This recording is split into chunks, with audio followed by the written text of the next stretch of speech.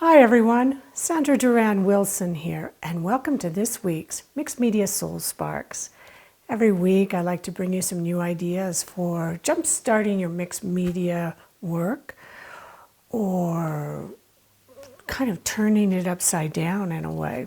A lot of my work is abstract, but I come from a background of landscape painting, and in art school I loved figure drawing. But I also like that looseness of gesture drawing or just kind of abstracting the figure. And that's what we're going to look at today. And I have students that say to me, well, I can't draw, but I like to make mixed media work and then collage. So that's one way you could do it. But I'm going to show you a couple of ways to really work with the idea of the figure. And our brains are hardwired to really recognize a figure. So you really don't need much information there to get that sense that it's a figure. So for this piece, let me just drag this in here. Move this one out of the way. This is, it's got tons of stuff on it. I'm always having extra demonstration boards or cleaning stuff off. And this has, who knows? I know it's got gold leaf. I know it's got texture. It's even got a transfer in it. And this was a transfer of a feather that it then got painted over. And what I liked about this was that it had the idea of a figure, a shape, almost like this shape of the feather. And when you look at this shape, it brought to me the sense of this. And the arm can come out over into here, and here's the head, and maybe I'll bring this in a little more. And I can use that shape as inspiration, but I can also alter it. This is just a charcoal pencil I'm using. I can come back in, and it doesn't even have to be that much delineation to have it the shape of a figure. Then I was thinking I might do this wild hair, or maybe I love to put birds on top of people's heads. And this is just a background or the idea of the figure. So I've got a lot going on in the background, and so what I think I'll do with my figure is that keep the figure a much quieter shape, a much quieter color, and let the background have all of this vibrancy. So it's going to be more with the shapes, not so detailed. So that's one way to look at abstracting the figure. The other way, and I'll bring this one back in, this is the sense of how is the figure in the space. So this canvas is 6 by 18. So it's 3 times as long as it is wide. And the other thing about the figure, the ratios on the figure, for every size of the head, there's 7 portions in all of this. So if you were to take this 7 times, you pretty much have the ratio of the figure. You can see I kind of started it down this way, and then I flipped it over, and I wanted it to feel more constrained. I wanted this sense that this figure is trying to break out of the frame of this. Whereas in the other one, there was plenty of room, and here, as I work with this, it's going to be the hair that is breaking free through the picture plane. Here, I'm going to be working with shape. So I started to collage some papers in, and I'll probably tear some of these papers up, collage them in, and then come back in with my lines of the figure over that. I like to save all these little pieces of paper, and maybe some areas might have the paper inside, and maybe I'll just use the paper on the outside. And sometimes if you have a little bit of both, like here, I like how this piece of paper is kind of sitting in there. And then I like how these can kind of come outside the figure. I might even bring some across. and then incorporate that into the figure painting. I love to work with figures this way, and it's a push-pull on positive and negative space. And the best thing to do is just to play around with it first, and then I'll bring in some colors to maybe just thick paint or just gels and add that. And then here, my background in this piece is going to be very subdued, whereas in the other one it's very busy. And I'm going to do a push-pull with both the busyness and the quietness. And I'll show you that piece when I get it finished. But just save all your little pieces. Little scraps like this can become very interesting.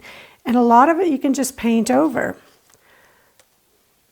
Sometimes it's fun just to collage the whole thing first and then draw your figure in and come back and do the painting over that. So for the other thing, my favorite way of abstracting a figure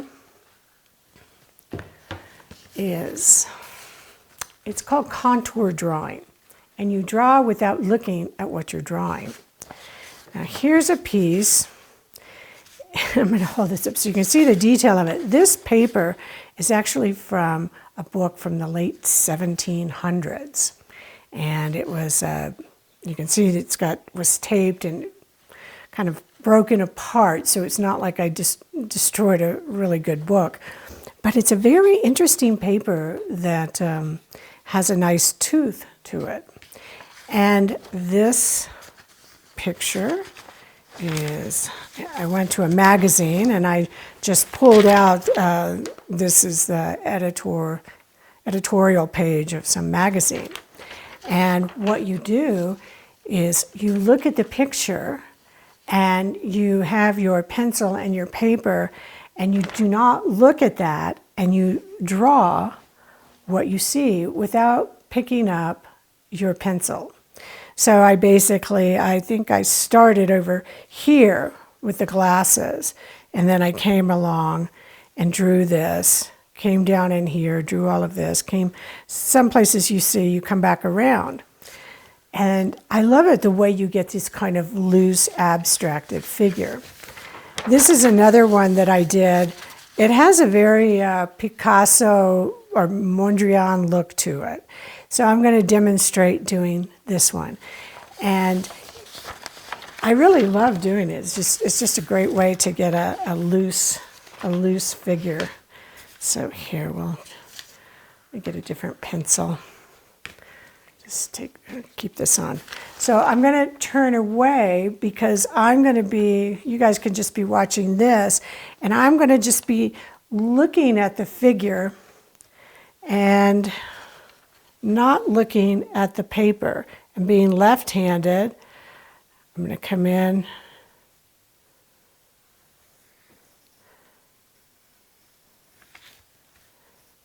It's like you're having your head talk to your hand.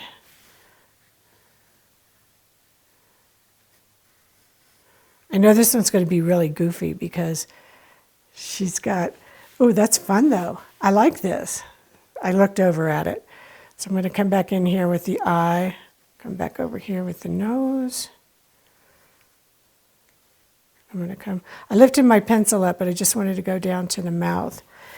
So isn't this a really fun kind of goofy thing? I love it. I love the ones that turn out even more wacky than that. So maybe now we know how Picasso did it. So from that, I could come back in and I could say, okay, well, that's a jump start. Now I'm going to bring her neck in over here and maybe a shoulder and bring this over and bring the hair up and just really stay with this wild feel to it. And then I could begin to paint that. It's just so much fun. This one has a little different feel to it. So these are really great exercises to try before you're going to jump into your painting. And you could theoretically do it on here if you wanted to paint something. I would say try it with the charcoal first, and then if you came in, with your paints or colors. I like to bring in some paints even to, let's go here, to kind of block in that shape.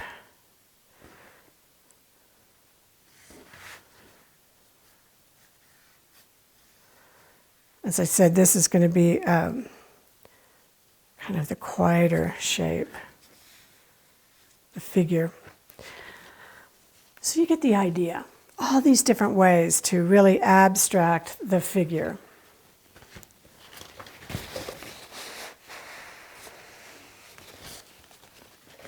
So let me see what you are working on. Come back in even with some of the charcoal. Try your drawing on top of this.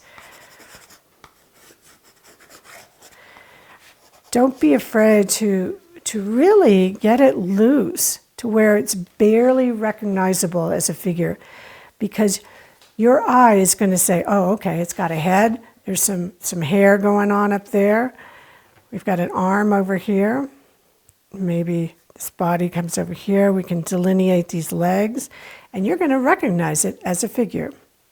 So, many different ways. I'll finish this one on the canvas, and maybe I'll get this one finished too, and I'll put that in the video and let you know what I did in order to abstract my figure. So thanks for watching, and I will see you next week.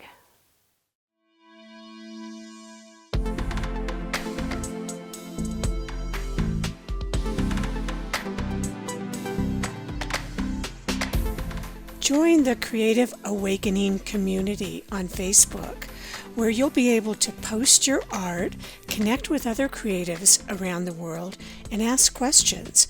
Use the hashtag #MixedMediaSoulSparks when posting your work on social media. Thanks for joining me, and I'll see you next week.